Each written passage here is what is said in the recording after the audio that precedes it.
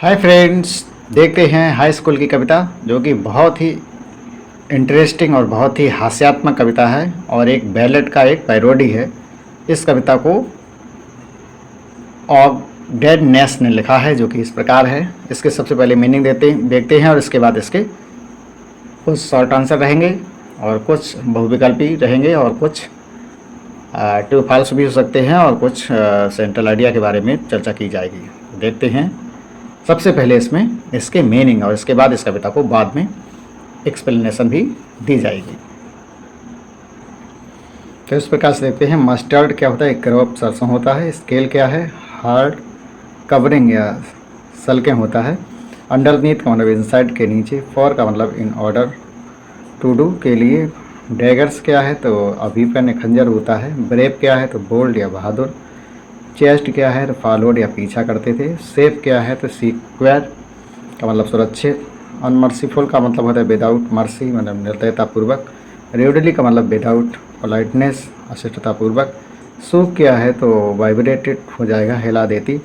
Giggling क्या है? तो लाफिंग आउट लाउड मतलब हंसी। इस प्रकार से इसके मीनिंग है। क्राइट का मतलब वेप्ट या रोता था। सडनली का मतलब यहाँ पर होता है अनएक्सपेक्टेडली यानी कि अचानक।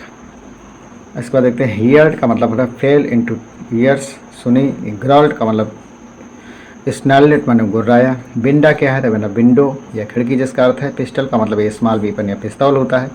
हेल्ड तो यहाँ पे ग्रैप्चर हो जाएगा, पकड़ रखी थी। इसके बाद है नो गुड बियर्ड का मतलब होता है फेसियल हेयर मतलब दाढ़ी होता है। नो गुड का मतलब होता है बैड या बुरा, अच्छा ना होना। पेल्ड का मतलब बिकेम पेल या घबरा गई। बॉटम का मतलब होता है अंडर, यहाँ नीचे मतलब है। हाउस माउस होल्ड का मतलब यहाँ पे बिल में घुस गया। Inter his hall. जंप्ड का मतलब होता है पाउंस्ड यानी उछला। डंजियन का मतलब होता है प्रिजन सेल या कैद खाना जिसको आप बोलते हैं। इसके बाद क्लैंक क्या है? तो यहाँ मेटालिक साउंड या झंझनाहट होती है। और इसके बाद रॉबिन क्या है? तो ये बर्ड होता है, एक प्रकार की चिड़िया होती है। इसके बाद देखते हैं वर्म क्या है? तो स्मॉल इंसेक्ट कीड़ा होता है। गैप्ड क्या है? तो स्टेयर इन स्टूपिड मतलब मूर्खों की तरह घूरा। गल्प्ड क्या है? तो ड्रैंक क्विकली घटकना या पानी पीना। ग्रोक क्या है? तो टाइप ऑफ बियर, गर्म शराब होती है ग्रोक। एम्ब्रेस्ड क्या है? हग्ड मना गले लगाया। विक्टिम क्या है? समबडी हर्ट और किल्ड या शिकार जिसका अर्थ होता है। गिली का मतलब जॉय या उल्लास होता है। प्रेजेंटली का मतलब एट वंस इसी समय। ट्विस्ट का मतलब टू टाइम्स दो गुना या दो बार। ब्रेव का मतलब बोल्ड या बहादुर होता है। एग्री का मतलब बी इन लाइन विद का मतलब सहमत होना। चेज का मतलब यहाँ पे होता है फॉलो या पीछा करना। रेज का मतलब ग्रेट एंगर या क्रोध होता है। और कुछ मीनिंग है। किटन है तो आप जानते हैं बिल्ली का बच्चा होता है। बैगन का मतलब चार पहिए की गाड़ी होता है। रियलियो और ट्रूलियो का मतलब आप जानते हैं, या रियल से मतलब है और ट्रू से मतलब है। ड्रैगन का मतलब होता है फियरफुल क्रीचर या पर्दार सांप होता है। सांप का मतलब सुंदर या चमकीला होता है। तो फिनिश देखते हैं central idea of the poem क्या बता रही है। The tale of custard the dragon is a funny poem. ये एक हास्यात्मक कविता है, बालेड है एक प्रकार का। That tell the story of a girl जो एक स्टोरी की जो इस स्टोरी में एक लड़की है जो नेम बेलिंडा जिसका नाम बेलिंडा है। एंड हर 4 पेट्स और उसके बेलिंडा के पास 4 उसके पालतू जानवर हैं, उसके बारे में चर्चा की गई है। The central character in the story is Belinda's pet dragon. और इस कविता में जो मुख्य करेक्टर है वो बेलिंदा का ड्रैगन है, कस्टर्ड जिसका नाम है।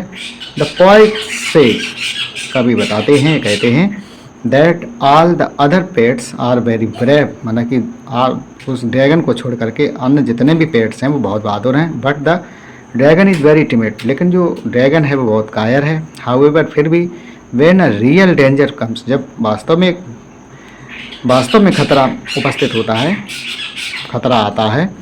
All the pets run away except custard, तो उस दौरान जिसको कायर समझा जाता है वही रुकता है, बाकी सब भाग जाते हैं। कस्टर्ड शोज ब्रेवरी, और कस्टर्ड जो है उस समय बहादुरी दिखाता है। एंड करेज और हिम्मत दिखाता है। एट द राइट मोमेंट, सही समय पे। एंड सेव्स एवरीवन्स लाइफ, और हर किसी की ज़िंदगी को वो बचा लेता है।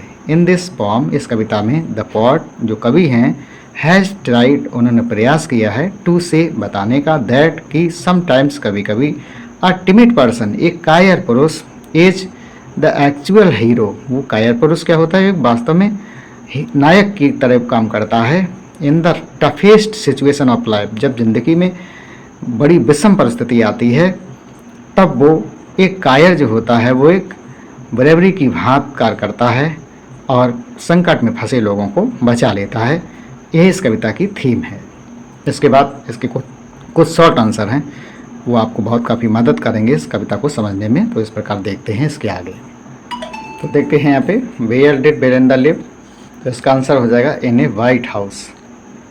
सेकेंड क्वेश्चन देखते हैं, who lived with Belinda, Belinda के साथ कौन रहता है, तो हर पेट्स उसके पालतू जानवर रहते हैं। तो मैं सही आंसर बता रहा हूँ, गलत से कोई मतलब नहीं है। द कलर ऑफ देयर बैगन वाज, उसके पास जो उनकी जो बैगन थी उसका रंग क्या था, तो रेड हो जाएगा आंसर यहाँ पे। The name of the little black kitten was, तो ब्लैक ब्लैक लिखा ही है तो यहाँ क्या नाम था उसका, तो इंक नाम था उसका। इसके बाद देखते हैं number 5, who was blink, blink कौन था, तो ये माउस था उसका बेलिंदा का। अगला है, which of the following boasted to be brave, बहादुर बनने के लिए कौन कौन डींगे भरता था, तो इंक है, ब्लिंक है, मस्टर्ड है, तो ऑल ऑफ एबव हो जाएगा इसका आंसर। नंबर 7 देखते हैं, the name of the yellow dog was, क्या नाम था उसका, तो मस्टर्ड उसका नाम था। नंबर 8 देखते हैं, the name of the dragon was, dragon का नाम क्या था, तो कस्टर्ड इसका आंसर हो जाएगा।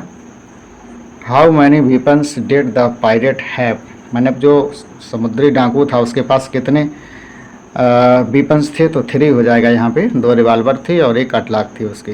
ओके, और इसके बाद होता है नंबर 10 देखते हैं, what did the other animal make fun of the dragon, तो हो जाएगा फॉर हिज कावर्डिस, तो ये इसका आंसर हो जाएगा।